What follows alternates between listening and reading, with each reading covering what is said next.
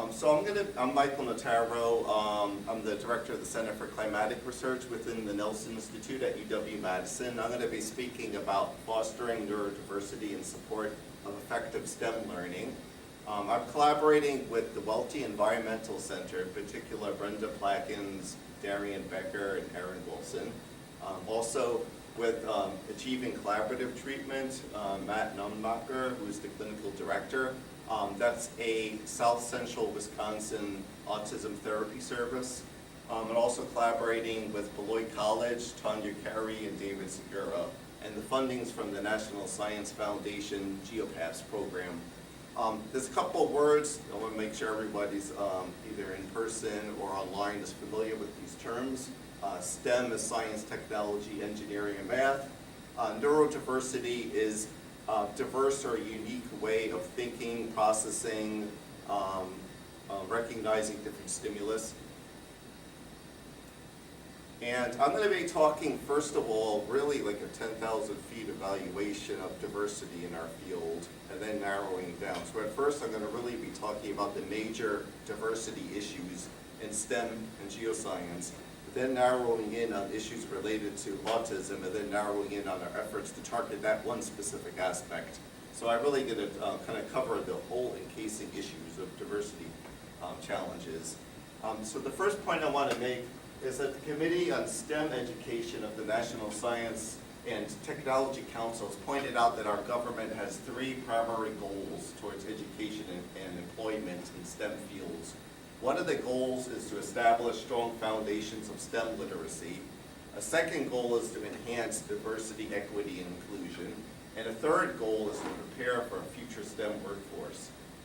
And these are very ambitious goals. They support our government's vision to create a nation that's unhindered to access premium STEM education and to be a global leader in STEM, both in education and employment. The government recognizes we need to expand the number of undergraduate STEM degree awards and also STEM professionals if we're going to achieve having that highly regarded international status in STEM fields, and also the benefits that come along with it, both socioeconomically and security-wise. Unfortunately, the challenges come along. First of all, we have inadequate academic performance and deficient enthusiasm in terms of STEM in terms of our youth within our nation, and that's a serious limitation. And we also have an issue within our country where our students typically perform below average on international tests that assess science and math skills. In order to have a successful expansion of STEM workforce within our country, we have to address a glaring lack of diversity in STEM fields. We need to foster proficiency and motivation in STEM subjects among students, vast diversity of students, females, minorities, those with disabilities. And likewise, we want to recognize that when you have a diverse white workforce, there's a lot of benefits to that. You have a unique perspective brought into questions, unique life experience. You end up generating more innovative solutions to problems, deeper critical analyses in support of decision making. So it's very critical not having clones of everyone sitting at the table trying to solve a problem, but instead having a diverse STEM workforce to achieve that goal. And likewise, increasingly, our government is recognizing the importance of that neurodiversity professionals offer very unique analytical perspectives to businesses, so motivating companies to tap into that rich talent pool of STEM students on the autism spectrum. You can see even letters from the National Science Foundation and other government reports increasingly recognizing these individuals bring great stuff to the table. Let's really support them as much as possible. And as I mentioned, we're talking about that high-level evaluation of STEM diversity or lack of diversity in our field. It's hard not to talk about the Bernard and Cooper Dock article, which addresses the fact that women, people with disabilities, and three different racial groups, particularly Black and African American, Hispanic and Latinx, and American Indian, Alaska Native, are largely underrepresented in U.S. STEM education and also employment. And that's not the full story. It goes worse than that. Geoscience is the least diverse among the different STEM fields. Less than 11% of geoscience bachelor degrees are awarded to students in these racial and ethnic groups. And likewise, in their study of the last 40 years, there's been no measurable progress at all in ethnic and racial diversity among doctoral degree recipients in earth, atmospheric, and oceanic sciences. So we got this big scale issue where our science fields are really lacking in diversity, and that includes people with disabilities. There are approaches that we can do to change some of that. So some of the approaches that have been identified to help break down that disconnect for underrepresented minority groups are shown here, and that includes people with disabilities. We have focus on locally relevant and personally and ethnically significant social issues. Make science real, make it personal. Early intervention and research experiences give them hands-on experience earlier on in their youth. Exposure to scientists with similar backgrounds to students. So not every scientist is the typical white male man scientist. Really want to make sure people understand that science can be diverse. Improve high school to college integration, support academic environments, reform teaching practices. And then at the bottom I have three which we particularly focused on this past summer: place-based teaching, outdoor activities, and field trips. Those were definitely well integrated with our camp that I'll talk about. Now talking a little about autistic individuals. Autistic students choose STEM majors at a much higher rate than the general public or other disability groups. If you think about this systemizing, empathizing theory of cognitive development, we find that autistic individuals sometimes excel in systemizing. And I say sometimes because we don't want to generalize. There are some autistic people that are very more emotional, more compassionate. Other ones are more systemizing. So there's, again, it's very diverse, but there's quite a number that can think more of the systemizing. Innate like a scientist, and sometimes they may gravitate towards STEM fields. So therefore, there is a larger percentage among the autistic population interested in STEM, but the issue is, in terms of the actual rates of college attendance for STEM degrees, they're very low for autistic people. So the enthusiasm for STEM is there, but it never actually makes its way into getting the degrees and getting the jobs. And we need to address that barrier. That's a huge barrier. And as mentioned, barriers, these are some of the barriers that hinder academic success for autistic youth. Lack of school support, lack of school awareness, how to best meet their needs, social challenges, poor exam and assignment grades, sensory challenges, motivational struggles, and struggles with organization and executive functioning. These are some of the challenges. There's many more. We could fill that brick wall up quickly. But these are things that support's needed on. Now, in terms of past literature, there's a number of recommendations that have been made to help ease the transition of autistic youth to college. One is experiential learning opportunities. Another is specialized teaching strategies, early college tours in high school, classroom visits, so that they can assess the sensory environment of where they will actually be taking classes, career assessments, exposure to STEM careers, and social skill development. The study in 2011 by Peterson actually found that outdoor nature-based experiential programs had another benefit. They reduced the incidences of aggressive behavior among autistic youth, also youth with intellectual disabilities and neurological impairments. Again, taking a broad brush step back, looking at STEM, we find that there's continued problems within our STEM field. For example, within U.S. universities, STEM classes, typically instruction is about 75% lecture again, even though we've shown for many decades that's not effective. So there are more effective teaching techniques that have been pushed by educational reform, but we've yet to make much progress on that. And these traditional teaching techniques are detrimental, especially to youth with special needs, and that leads to difficulty in curriculum comprehension. So there are more effective techniques that are available for student engagement and learning and self-efficacy, and some of those are active student-centered learning and concept mapping, hands-on project-based learning and cooperative learning, and a lot of that is tied into what's called the critical 4 C's, creativity, critical thinking, collaboration, and communication. So if you have more experiential learnings, typically students gain skills and knowledge through direct experience rather than just listening through lectures. This is especially critical for underrepresented youth, racial and minority groups, but also for students with disabilities, including autistic children. So I made a list here from past literature. What are some of the benefits of nature-based experiential learning in an outdoor environment? For example, higher science scores, positive perception of school, enthusiasm for environmental stewardship, less stress and less hyperactivity, stronger skills at conflict resolution, and fewer suspensions.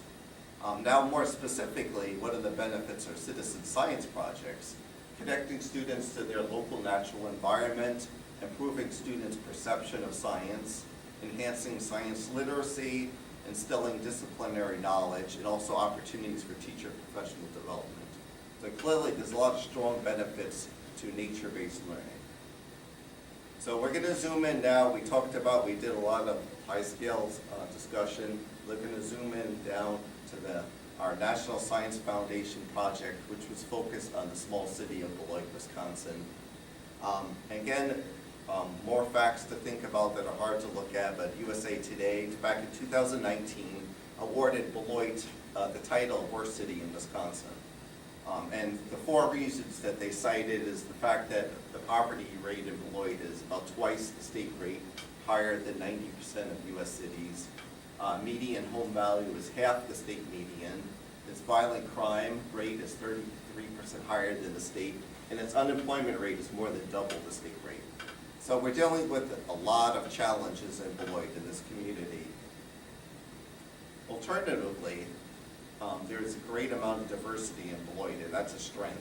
Despite all the challenges I mentioned about safety, crime, poverty, we have a very diverse, dedicated student body in the school district of Beloit that offers a bright hope for the future as we can support them through those challenges. And that was one of the targets or goals of our project of the National Science Foundation. So let's talk about some of that diversity, because it's an excellent strength of their school district. They have rich racial and ethnic diversity. 34% of the student population is Hispanic or Latinx, 22% African American or Black, 16% disabled, 17% English learners. Alternatively, if you look at the actual educators in the school, not so diverse. 14% are minority. So the teachers are not diverse, and they don't represent what the population of the students are. And the student body is 71% economically disadvantaged, which is really amazing. Almost 3/4 of them are economically disadvantaged. Likewise, more hard facts, math scores are basic or below basic for 82% of their student population. Only 18% are considered proficient or advanced. If you zoom in more among disabled students, only 82% are below basic, and 69% of African American or Black students are below basic. So that's the bulk of these students are not achieving the goals that we like to see. Within the Beloit Memorial High School, you can look at more shocking statistics where the percentage of graduate students considered college ready for STEM, 4% for the general population, 2% for Hispanic and Latinx, 0% African American and Black students. So we got a school district with awesome, excellent diversity, but having trouble to achieve the goals of education. So that brings in the effort that we did during this past summer, which is the Sky's the Limit STEM Camp. This is the website. For the camp that we developed, I got my t-shirt on here so you can see, just like in the picture. During June and July, we ran our STEM camp. We had 16 autistic middle and high school students register for the camp and ran 8 weeks on Fridays, 1 to 4 p.m. I have some text taken right out of the website here, which states the goal of our camp is to broaden science opportunity for autistic youth by providing a summer camp that supports inquisitiveness in a non-threatening, non-traditional, inclusive learning environment. We had the aim to provide nature-based, hands-on learning opportunities and encouraging the pursuit of STEM degrees and careers. The camp embraced neurodivergence and the associated unique thinking and learning of autistic youth with flexible teaching strategies. And we did that through mostly outdoor, but also some indoor activities, which I'll talk about. As I mentioned, the camp was completely free for all the kids that showed up from middle and high school, funded through our National Science Foundation grant. One of the steps I did at the time of registration is to collect information on the students so that we can personalize the camp to be effective and really target the needs of the kids there. So I collected data on the student's name, birthday, completed grade, the most recent school, their home city, what health concerns they have so that we can meet those needs, what accommodations they need through their special needs, what's their main form of communication, because not every autistic person uses verbal communication as their primary, and then also what are their triggers and needs so that we can make the camp safe and welcoming. And we likewise had a parent and guardian join the kids, and we collected information on name, phone number, and email for them. As I mentioned, the camp was in Beloit at the Welty Environmental Center. I advertised basically within an hour radius of it. We ended up, not just people in Beloit, we had people from 11 different cities come to this camp, from Wisconsin and Illinois. 6 cities in Wisconsin, 5 cities in Illinois. And you can see anywhere from Madison down to almost down to Chicago, people coming on a weekly basis to the camp, which was quite amazing. Where the next summer we're going to be running it again, and we're looking to expand the second camp in Upland Woods, so we end up reaching an additional audience there. I also, as I mentioned, I collect information from the families about potential triggers or things that are challenging for the kids. And one thing I show here is there is a diverse number of triggers, many different things that can upset or be challenging for certain kids, but there are some commonalities. I did find there was about 7 kids that were concerned about loud noises, 4 kids that had challenges with crowds and excitement, 3 related to texture, and I know I've heard that, but I was surprised there was several kids that had challenges related to texture. And then there was a whole range of diverse sensory challenges that were more than 1 or 2 kids had to deal with. Social interactions, sudden schedule changes, which I thought a lot of them actually, that's a big deal, bright fluorescent lighting. And then you see sometimes like compliments versus negativity, both were upsetting to some kids. Sometimes food aversions, pain, dirty hands, bugs, which makes it challenging when you do an outdoor camp. Being outdoors, which also makes it challenging. Being touched, being misunderstood. Others not doing what's expected, so you had to make sure other kids were being expected to make sure the original kid was happy. And then sharing materials. So there's many different challenges, but there were some commonalities, as I mentioned, like the loud noise, the crowds, and textures were some common concerns. Before we started our camp, we had a 3-day workshop led by the clinical director of Achieving Collaborative Treatment, and it was attended by the helpers at the camp and attended also by some of the staff of the school district. This was particularly so that people had basic background for those who didn't work with autistic people, but also understood some common concepts. There were 3 topics. One was pairing with students, where pairing is relationship building. The second topic that Matt covered was when behavior strikes, how to deal with challenging behaviors. And the third one was prompting and fading. Prompting was, by definition, is more instructional methods, and fading is when you kind of take a step back and try to build independence. So those are the different topics we covered. Surprisingly enough, we kind of prepared for the worst case scenarios of different behaviors. I know for myself, my son, like when he was younger, I've been kicked, I've been bit, all kinds of stuff. But there was almost nothing during the camp, so it went really smoothly, which is great. I think a few people got a little scared of the helpers earlier on when we talked about some of these topics. The next two slides talks about the camp policies. So at the start of each camp, I would go over these policies and talk with the group, so everyone was on board and understood how we're approaching it and everyone was consistent. Some of these are very different than what you might hear from like the medical community or other groups where people may approach autism as a disease that needs to be fixed and things like that. That's not how we're viewing it, nor I don't think that's a healthy way at all to think about it. So the first, let's start off some of those policies. First is neurodivergence is wonderful, and each one I would read to the kids. The second is each kid at the camp is unique and special, and that's a great thing. We want each kid to feel comfortable and safe at the camp. Your feelings are important to us. If something makes you upset or anxious, tell either me, a camp helper, or a parent so we can address your concerns. If any of the camp activities makes you uncomfortable, you don't have to do it. You can choose not to do it, and the camp helpers offer alternatives. We all like to be respected by others, so we should do the same to them. The best science is done by a diverse set of scientists from different neurotypes, races, and genders. Nature is often the best science laboratory, and while science textbooks are valuable, hands-on science learning with the scientific method is perhaps even more valuable. So what I'm going to walk through next is one slide for each of the 8 weeks of the camp to give a sense about some of the things that we covered. So the first week was, we called it Citizen Science 101. So we had a walk through at Big Hill Park at the Welty Environmental Center, including their prairies, savannah, and wetlands, a nature walk. I tried to work in icebreakers each week. So we had a fact web icebreaker, in which we all sat in a circle, it was a ball of yarn, you throw it to one kid at a time or an adult at a time, and they would share something about themselves. Eventually you'd end up with a spider web, and the kids would learn about each other early on in the camp.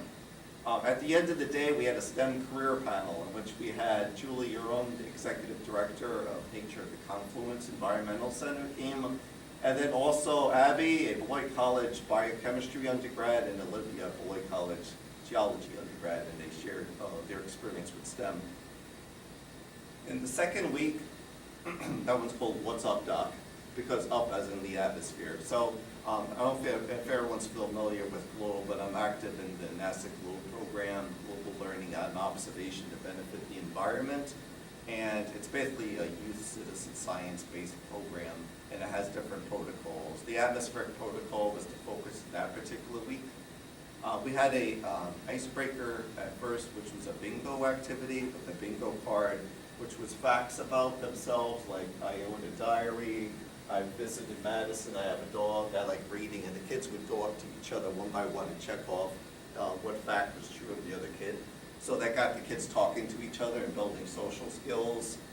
We learned about using infrared thermometers to study the urban heat island. The kids used bottles and thermometers and other items to build sling psychrometers for measuring humidity. And those were tools, among others, that we took to different ecosystems.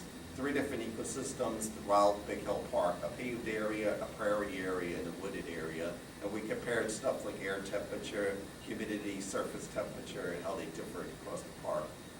We had yoga break, which we did several weeks, which was a really nice way, led by Brenda Plackins at Welty, to build in some relaxation time.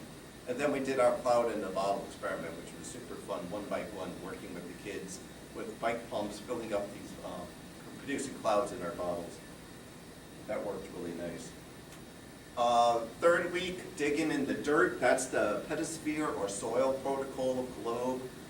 First, we started off with a icebreaker based on a puzzle race, and I saw how some of these kids, they could put together multiple puzzles in the time it would take me to do one, which is amazing. Then we focused on soil. We collected soil profiles in a prairie region, worked with an auger for digging, looked at soil texture and color using a Munsell guide, looked at consistency, characterization, carbonates, and horizons and profiles. We did that in a prairie. We also did that in the forest region at the park, and then we compared the soil profiles to see how they were different or similar. We had our yoga break, and then you can see in the pictures our Mentos soda experiments, where some of these geysers were shooting up higher than the kids, which is super fun. the next week, taking Rover for a ride. So our icebreaker was the Wheel of Fortune activities. Then I had a remote control Notaro Rover with GPS, clock, camera, air temperature meter, relative humidity meter, and a surface temperature meter, infrared thermometer. We were measuring basically the urban heat island. So we drive around the park, measuring out temperatures. We had the kids basically take turns in 3 different activities in small groups, and then they rotated through. So one set of group did the Notaro Rover. The second was the human Notaro Rover, where the kids would use handheld infrared thermometers and then draw thermal maps of where the relative hot and cold areas were at Big Hill Park.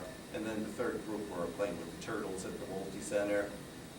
Then we all got together at the end. We produced GIS maps of Big Hill Park and overlaid the surface temperature patterns to understand how different ecosystems or, for example, pavements affected our surface temperature heat island. And at the end of the day, we did an obstacle course in which the kids built an obstacle course and we drove our Notaro Rover through it. Week 5, Plethio Pans, focus on the biosphere. We started off with Skittle art, which was super fun with water and Skittles, making cool art on plates. We made clinometers for estimating the height of trees without having to climb the tree. And then we talked about telemetry or relationships between different parts. So for example, human telemetry, the kids would measure their height, maybe their arm span, foot length, and see plotting the different variables together, how they're related. And then we did the same thing with tree telemetry. For example, how does the height of the tree compare to the circumference of the tree? How did the plant telemetry relationships compare to the human telemetry relationships? We did some tree coring activities, and at the end, we did some experiments with marigolds, with lots of pots and seeds where they planted different seeds of marigolds. We did controls, and then we did experiments, changing one thing at a time, modifying how much water or shade or fertilizers, or using sandy soil, or modifying pH through either lime or a sphagnum peat moss. And then each week we monitored to see what grew and what didn't grow. Interesting, we had plants in the drawers. We kept them for weeks, and they grew too. Wasn't sure they went no sunlight. So week 6, supposed to be Duck Duck Goose Creek. We were supposed to go down to Goose Creek. It rained, so that kept us inside. That was a challenge. Almost every Friday there was a chance of rain. It was just a stress every week. We focused on the hydrosphere protocols because we had to do it inside. We played a human checkers activity with the parents and the kids on a huge checkerboard, which the kids really had a good time with. We had an enviroscape table talking about how pollution enters waterways, interactive water table on how rivers form. Then we used water from the turtle tanks since we couldn't go outside, and we did tab-based water testing. And at the end of the day, we did bath bomb experiments where we had different water temperatures measured with the infrared thermometer and dropped in bath bombs to see how the water temperature affected the fizzing rates. Week 7, looking to the sky. Then we brought in an awesome nonprofit group called TATTS, or Taking Autism to the Sky, Inc. And they came in and brought in some drones. So they taught Drone Basics 101. The kids got to work with their crew in terms of flying drones. You can see some pictures that we took from overhead with those drones. Unfortunately for Paul, who runs it, his $8,000 drone crashed into pieces. that was not good. Most of the other drones were cheap ones. So we had that, and then he also brought along an augmented reality sandbox, which is pictures on the bottom, which is really cool. You have a projector over a sandbox, and the projector produces contours on the sandbox, and you can think of it as, for example, water, and as the kids move the sand around and build hills and valleys, the contours would follow it, and you can lift your hands above it and just move your hands into water with like imaginary water and fill in the valleys. Or you could do the same thing with lava, so it was pretty cool. So when we weren't doing the drones, we were doing the sandbox. It's a good sensory tool for autistic kids, and it works real well. Last week was looking to the future. We had a tour of Beloit College, including a tour of the Science Center, some of the undergraduates at Beloit College, summer research students presented their work to the kids, and then we had a presentation by the Learning, Enrichment, and Disability Services. So I wanted to show a couple slides of some of the feedback afterwards, not for the purpose of bragging about the camp, but just the fact, just the ability to see that the safe place that the families felt. A couple of the parents told me that it was basically this camp was like the only safe place they felt like they had. So just to hear words like that, or how much joy they had from coming to it. So these were some of the quotes from the families. The camp was an eye-opening experience. Earth science is definitely on our radar, which is definitely what we're aiming for, interest in STEM. The facilities were awesome, and I definitely agree with that. The Welty Center and Big Hill Park are beautiful. This one thinks I'm a rock star. That was pretty cool. I don't know about that, but I apparently every week plan to keep the kids engaged, give them downtime if needed, knowledgeable things that we learned, really made it fun, even for the parents. Yeah, the parents were definitely engaged, for sure. The helpers were attentive and fun as well. The helpers we had there were mostly from the Welty Environmental Center at Beloit College. They helped out quite a bit. And we also, Pat Balin came too. She was helping us, which was pretty cool. Camp director and helpers were very helpful, knowledgeable, and understanding. We never felt unsafe, which is what I want, not just physically, but emotionally. Every consideration was available. They even provided an ABA therapist, that was Matt from ACT, to ensure attendees were well-being. It was welcoming and relaxed. Everyone was informed every week. There was no pressure to participate at whatever level they were comfortable. Even with individual personalities, the program provided weekly common interest activities they could all participate in. No one was left out. My sons learned a lot, and making new friends, that's huge. I saw kids there outside of the camp. They were getting together and playing together, which was awesome. I know, from raising my own son, it's challenging making friends. And seeing that the kids were making friends and playing outside of camp time was awesome, even beyond science. So I have 3 slides that's going to talk about some of the lessons learned, and I'll go over that. First of all, I think it's beneficial to regularly reiterate our policies and approach at the beginning of each week, and that was very helpful. When we went through those policies each week in our approach, I could see smiles on the families. They felt like that their kids were welcome. No one was going to be staring at them. No one's going to be thinking bad about them. They were safe. So we stressed that we're fostering neurodiversity. We're not trying to fix people. We're supporting them. Autism's not a disorder that we need to fix. Their kids' feelings are respected. Everyone at the camp is special and loved. With approach to consistency, campers and their families feel welcome, safe, and valued. Next thing, lesson learned, is learn how the kids want to be addressed. What I've been learning in the past couple of years, a lot of how you talk to or how you refer to someone is important. A lot of autistic people prefer identity first language. They don't like to be referred to a person with autism, but instead as an autistic person. That's very critical.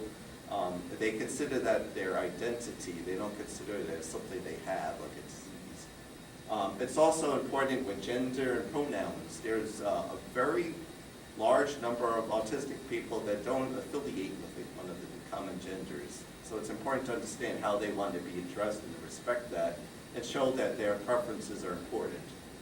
Autism is truly a spectrum. So when I went to the camp, I fully understood that there's a very large diversity in kids' personalities, capabilities, interest, humor level.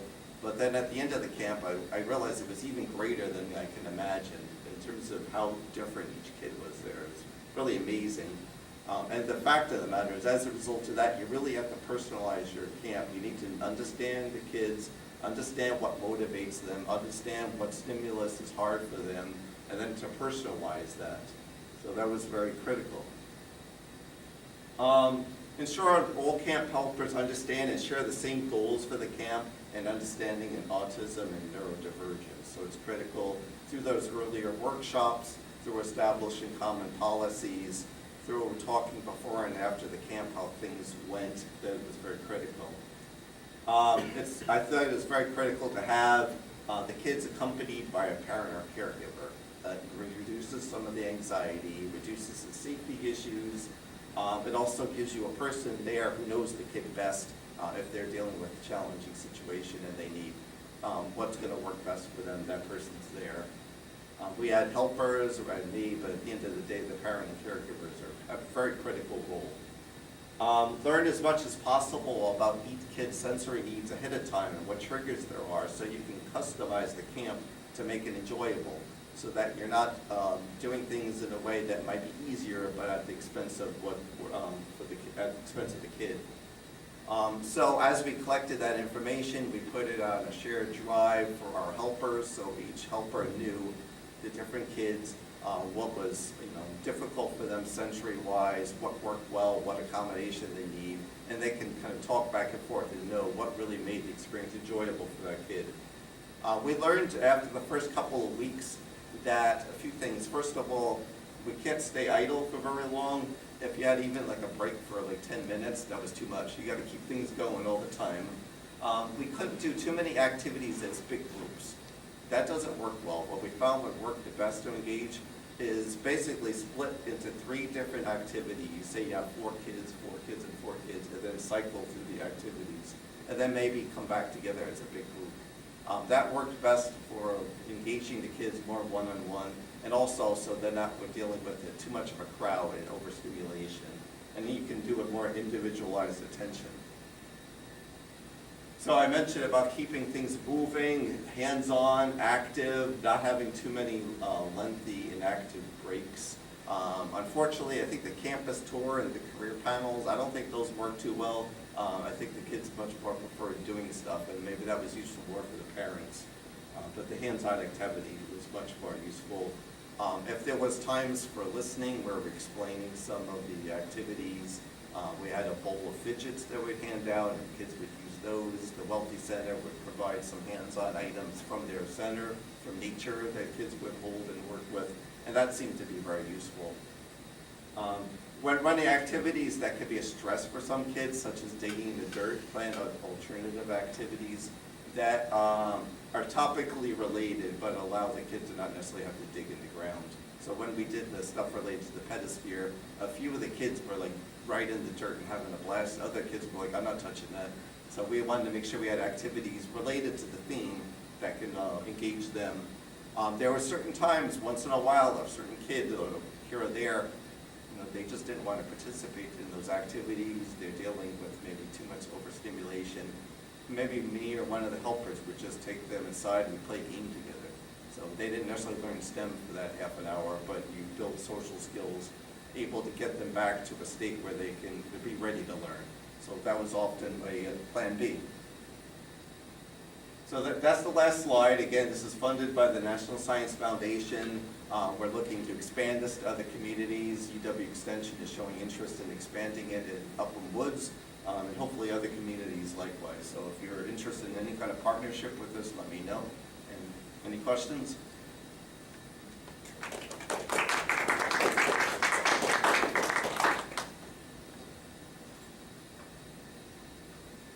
No? So, Michael, you somehow managed to do this last summer at the same time you were teaching AOS 100. Yes. I don't know how you did both. But can you compare and contrast some of the, not so much your experiences, but the teaching styles and things that work and don't work? You mentioned some in the talk, but a lot of the ones you mentioned for the Autistic STEM camp apply just as much to any environment, right? Small group activities, interactions. So just things that were common and things that were clearly different, like the loud voices. That's probably one example of something.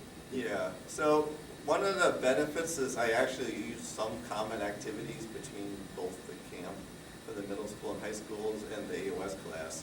So for example, the Notaro Rover, we went out to Camp Randall with the Notaro Rover, we mapped out Camp Randall, and we built sling psychrometers, and we took measurements at different parts outside. So some of those activities, and I tried also with the AOS 100 to be hands-on too, and also taking them out of the room. I think a couple of the kids, even in the first day of class, really talked about they really wanted to get outside the room and do stuff. So we did a tour from the Department of Geoscience over the Cave of the Mountains with the AOS 100. We went on Lake Mendota with the Limnology Department and learned about limnology research. We had a number of outdoor, we had the up on the roof weather balloon launch. There was just a series of other activities we did. So I tried to make that also hands-on activities. We had one activity related to the movement of water through the different components of the hydrologic cycle, and so we set up stations in this room, and we learned about that. And they basically did what I heard consistently from the class, from the 100 class, is they enjoyed that activities. They enjoyed they were not just sitting there and listening. So they asked me to, please work in those activities. And sometimes I can use common activities between the camp and them. So you're keeping things moving. I mean, with AOS 100 class and STEM camp, when I talk too long, you get tired. You want to keep things moving. So I try to keep things active as possible, and that tends to be more useful. So yeah, I think there's definitely lessons learned, and I think there's common things that could be learned from both. In terms of your lessons learned, like what are the new things that you learned that you actually plan to implement the second time around? Well, the first couple of weeks of the camp this year, we tried some large group activities, and I'm going to try to minimize that. It was a much more effective when we had like maybe 3 different groups, kind of in different areas, doing activities and cycling. That was definitely when I learned over time. One of the challenges sometimes is like what one kid was doing might bother another kid. So we need to come up with a strategy, and sometimes maybe when you have groups, kind of kids that don't necessarily work together well, have them in different subgroups so they don't kind of rub each other the wrong way so too much.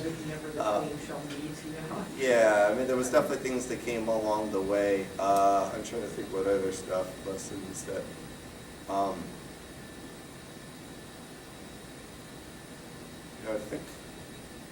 I think one of the deficiencies I had that I need to improve upon is I don't think I made really effective use of the helpers as much.